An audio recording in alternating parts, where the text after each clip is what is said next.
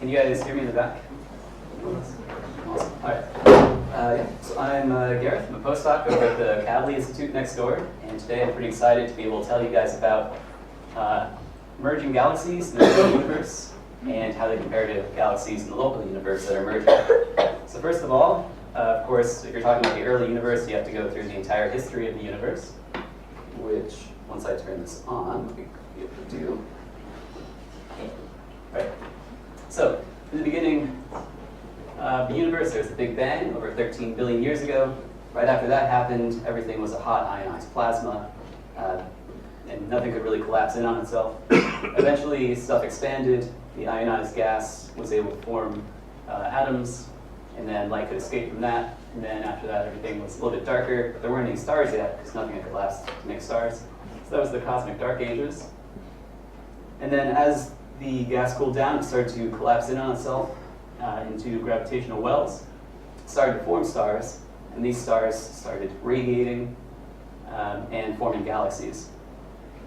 So when we talk about the early universe, we're mainly going to be talking about from the first galaxies that formed through to around 1 billion years after that.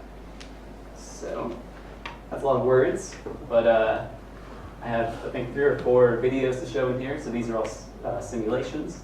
So this is a simulation from the Illustris suite, which took a giant block of space, filled it with gas, and then let it run from the very early universe. So this is 12 billion years ago to the present day. And this plot is colored by gas density. So the white is very dense gas, the bright orange is as well, and then later on you'll see black and purple, which are not as dense. So start that off. The first thing you'll see is that the gas isn't just falling into a single sphere or anything. It's collapsing into these long, thin features called filaments. And that's where most of the stars are going to form. And when 2 or more of these filaments intersect, that's where you get these giant star clusters, or galaxy clusters, sorry. And also the gas in galaxies kind of flow inwards towards these clusters along these filaments. So each of these little points of light is actually its own galaxy. So this scale up here, 900 kiloparsecs, is 2,700 light years.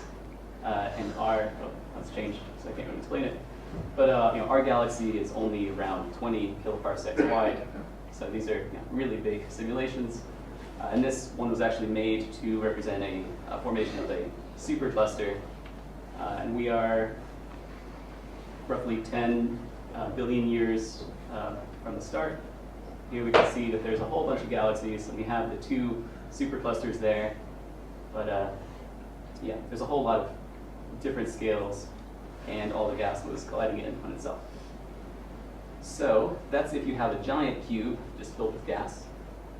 So now we're going to look at just 2 galaxies that are colliding. So on the left is going to show the stars, the optical light, and the right will show the gas. And the gas will be colored by what it is. So the pink is kind of not that dense. Eventually the green will be hot gas. And I'll start this so you can see. These should be roughly aligned. All right, so these are 2 galaxies that will pass by each other, gravitationally interact, and then kind of bounce back and eventually merge.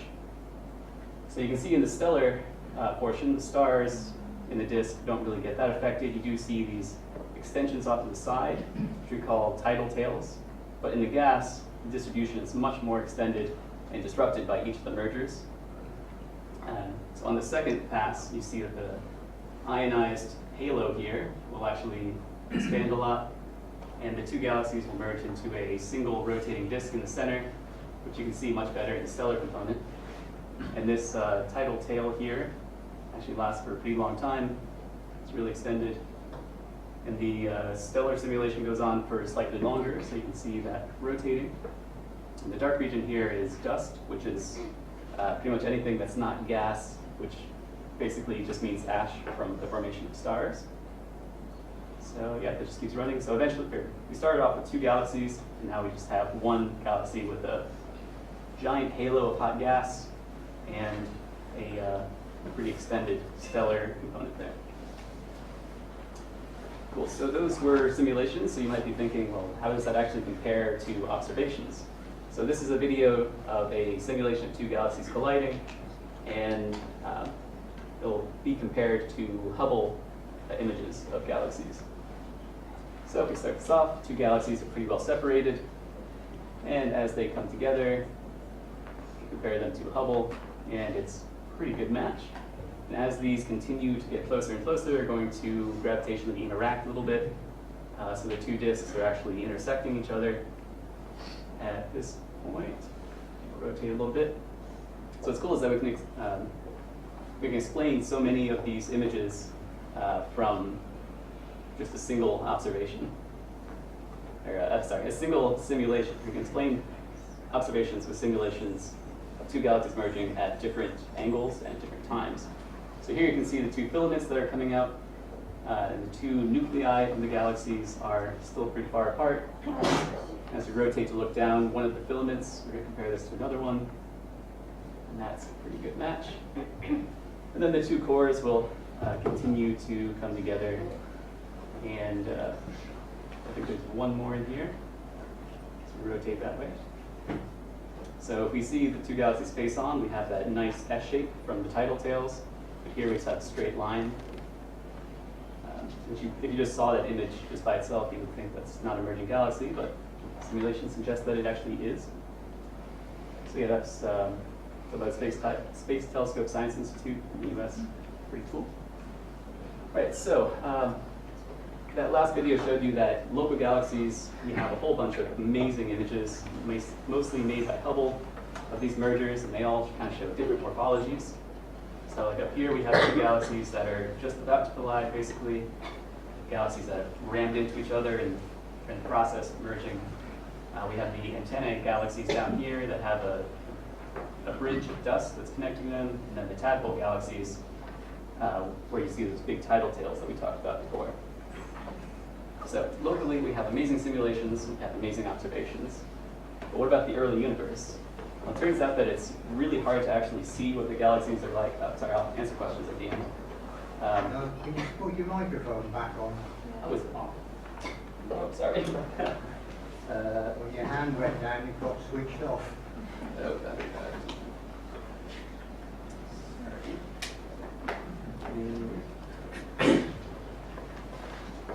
Is it better if I just project a little bit?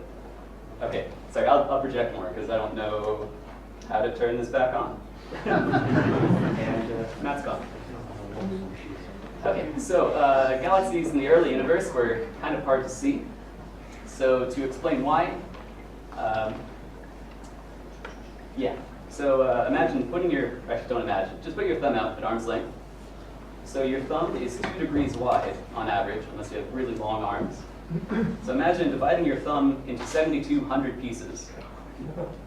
So that is the width of one of our galaxies. And it's so small, it's what's called an arcsecond. So an arcsecond is 1/60th of an arc minute, which is 1/60th of a degree. It's not 1/60th of a arc hour, which I think it should be, but that's my own opinion. Which means that arcsecond is a tiny fraction of a degree. So these are really tiny galaxies. And so as another example, let's say that this entire screen here is 1 degree. Then that means the moon is around half a degree, so it'd be that large. Of course, you know, when you look out in the sky, the moon is much smaller. But on this scale, a single arc minute would be that large, and I couldn't actually fit it, but a single pixel would be 5 arcseconds. So imagine fitting 5 of these galaxies into that single pixel, and then remember that really this 1 degree is half a thumb, so you have to shrink the entire thing down. Arcseconds are itsy bitsy, tiny things, and on average we have to see a galaxy that's only that wide. So we mainly do this with, we can actually do it with Hubble and other telescopes, but the one that I use the most is the Atacama Large Millimeter Submillimeter Array, or Alma, which is a set of set of telescopes in the Atacama Desert in Chile. So one of the main things that differentiate this from the Hubble or other telescopes is that they observe in the submillimeter instead of the optical. So optical wavelength is around 500 nanometers. Wavelength here is 1 millimeter, so it's around 1,000,000 times less energetic per photon. And in addition, instead of a single telescope, we have on the order of 40 of these, I call them satellite dishes, but parabolic antennas, I guess, that are spread out across a few kilometers of the desert. And using a process called interferometry, we can actually use these telescopes to simulate a single telescope that is the diameter of a baseline or a distance between antennas. So since these are separated over 16 kilometers, we can imagine, or we can simulate having a single antenna that's 16 kilometers wide. So using that, we can get some pretty good images. So these are not going to be as pretty as the ones from Hubble, but these are 4 sets of merging galaxies in the early universe. So starting off with big 3 dragons, this is seen as it was only 730 million years after the Big Bang. So really early, it's one of the first galaxies. And I had to Google it, but big 3 dragons is actually the name of a hand in Mahjong. So it's 2 objects, but it's called big 3 dragons because it's a really cool source. I think big 3 dragons is good. So yeah, he named it that. But yeah, this background image here, the color, the red, yellow, and green is from Hubble. So before those really pretty pictures, this is the same pixel scale, but here we're just really zoomed in. So you can probably, I'm not sure if you can read it, but this black bar is 1 arcsecond wide, which we know is very tiny. And as we look at these other ones, these are all in arcseconds as well. 5 arcseconds there, 1 arcsecond. So these are all very tiny. Next up, there's WMH5, which is an object I looked at, which is 2 galaxies that are colliding. Favorite object, Deimos Cosmos 818760, is 3 objects that are all colliding. And from looking at the velocities, we can tell that these 2 brighter guys, or I should mention here that these contours are kind of like a topographic map. So the more contours surround an area, the brighter it is. You can think of these as like mountain peaks of intensity. So these 2 bright regions are actually 2 galaxies that are colliding, while this 3rd peak is a smaller galaxy that will collide with those later on. So if you want a really terrible artist rendition, it's like, merger going on, another one that will happen in the future. And then a really cool object is W2246, where we have a single core galaxy at the center, and then these filaments of warm gas, and then some other objects all surrounding it. And as we saw from that orange simulation I showed at the very beginning, we expect these early galaxies to to be in a filament of gas and to have a whole bunch of clumps that are colliding with the galaxy and floating around it and everything. So this is kind of what we expect. But we can also look at more simulations in the early universe. So this is a simulation done by a team in Pisa, in Italy, where they took a big box and gave it some initial conditions in the early universe, evolved it for around 1 billion years. Or here, GYR is giga-year, or billion years. And at each time step, they tracked the density, temperature, pressure, and chemical abundance of each particle. They accounted for star formation and the effect of radiation or light on everything. And they found that the gas collapsed in a filament, as we saw before. And they found a single galaxy inside that was larger than the other ones. Zooming in on that, zooming in on that. There's a single galaxy which they call Dahlia, which I had to Google this too, is a flower. Don't know much about flowers. And so this galaxy is only 1 billion years after the Big Bang, and it's actually surrounded by 20 clumps of gas, or small galaxies. The definition is kind of hazy at this point. Let's just say 20 clumps of gas that are actually orbiting this single object. So instead of looking at an evolution of a galaxy in a big environment, we can look at an evolution of a galaxy just kind of by itself for the most part. This was the same team that looked at a galaxy called Althea, which is also a flower. I have no idea about that. Which they let it evolve for around 200 million years in the early universe, where the time evolution is from left to right, from top to bottom. And the evolution here is pretty weird. It's a really disturbed, kind of messed up galaxy where it's not just a rotating disk galaxy like you would expect the Milky Way or Andromeda to be. It's got these weird collisions. It's not all in a single plane. It's all kind of colliding with itself. There's a merger with another galaxy that collides with it at one point. After that, it actually does kind of relax into a single spiral disk. Then directly after that, it gets disturbed again. So basically, these two simulations are showing that these galaxies in the early universe were evolving by colliding and merging with gas clouds and galaxies.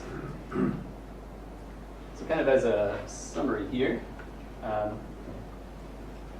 there's a midpoint summary, I guess. So in the early universe, we have amazing images of galaxies that are undergoing mergers, and we have amazing simulations that match pretty well with what we see. So there's a pretty good concordance, good agreement there. But in the early universe, we have simulations that are of comparable quality. We can see down to really amazing scales. But in order to see if these simulations are right, we need to actually compare them to observations. And our observations are kind of behind at the moment, as we saw before. But it is kind of amazing because we are looking at tiny scales. But in order to actually see if our simulations and our theory agree with our observations, we need new observations, which means we need new telescopes. So in the future, there's a few telescopes coming out in the next 50 years, 30 years, that are pretty exciting. I think the one at the top of most people's mind is the James Webb Space Telescope.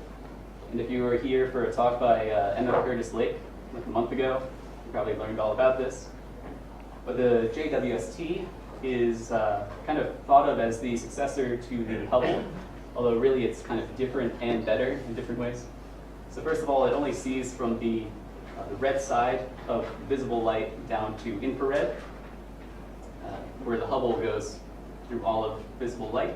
And also, it has a much larger collecting area. And if you have a larger collecting area, you can get more photons, so you can see fainter things. So, and also red light in the early universe, or this infrared light, comes from warm gas or warm dust. So we'll be able to see really faint warm dust in the early universe, which is what we need in order to figure out what's going on. There's also the extremely large telescope, which is very creatively named, which is, I think, 39 meters in diameter. It's going to be another optical telescope. It's going to be amazing. And I don't even know if you can see it in the pixels, but there's a human being right around there. So it's going to be a giant instrument. And then the one that I'm most excited about is the next generation VLA, next generation very large array. And it's kind of nice because every time that they write this title officially, they use the next generation font from Star Trek. So the original Very Large Array was a set of 27 radio telescopes, where radio just means they're looking at kind of weaker energy photons than sub-millimeters, so kind of at the extreme edge of lowness of energy. And they had 27 of these radio dishes, satellite dishes, basically, out in the desert, and they could extend them out to 12 kilometers. And as we said before, using interferometry, we can simulate having a 12-kilometer wide antenna. Pretty cool.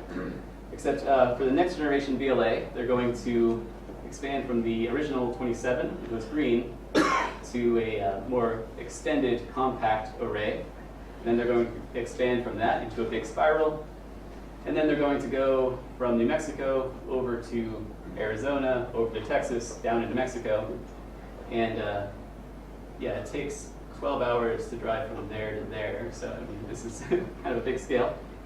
So they're going to go from around 12 or 36 kilometer baselines or separations to, I forget the number, I think it's 2,000 kilometers? 1,000 kilometers. So it's going to be way bigger. They're going to go from 27 to over 200 antennas, which means more collecting area. So they'll be able to see really small, really faint things in the early universe. And also the main side point is that the main science goal of this is actually to look at the formation of planets. But I care more about galaxies, so that's that. And also, so in addition to these new instruments and other ones which I haven't mentioned, there's going to be more observations with current instruments like Alma, which I mentioned, Hubble, which is really amazing, and Very Large Telescope, which is the forefront right now. And also more simulations are being done all the time, and they're only improving.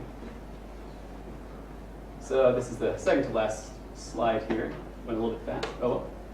So in case you think that galaxy mergers are something that's far away, never have to worry about them. If you are immortal, then you'll encounter a merger in 4 billion years, because the Milky Way will collide with Andromeda. So this is a it was a simulation done to see what it would look like from Earth when the two galaxies collide. So right now, Andromeda is really far away. In a billion years, it'll get closer. 3.75 billion years, it'll get closer still. Then right after that, the two galaxies will collide. And as we saw before, galaxy collisions and mergers are really messy. A whole bunch of gas gets thrown out. These red regions are where there's a whole bunch of new stars being formed because the gas gets compacted. If you look at 3.9 billion years, it's just messy. It's beautiful. But also around this time, the sun will go red giant and will be kind of inside the photosphere of the sun, so we'll all be dead. But I guess we'll be dead anyways. But your 10 to the 8 great-grandchildren will see this. So in 5 billion years, we'll just have the two nuclei of the Milky Way and Andromeda separated, and then 7 billion, they'll be just one. So these mergers do occur in the early universe more often, except they will actually affect Earth one day, or maybe not Earth, but our solar system. Cool, so these are the conclusions here, and I just want to, in case you actually love mergers as much as I do, just want to shout out to, if you go to tngproject.org/media, you can go to the illustrious media gallery. So that first simulation I showed, called the orange and white, was from there, and they have a whole bunch of other simulations of single galaxies evolving, amazing images, a lot of good work. There's also those pretty pictures that I got from Hubble, or from Space Telescope.org/images, and they have a whole bunch of other galaxy mergers and just really amazing pictures that make my images look silly.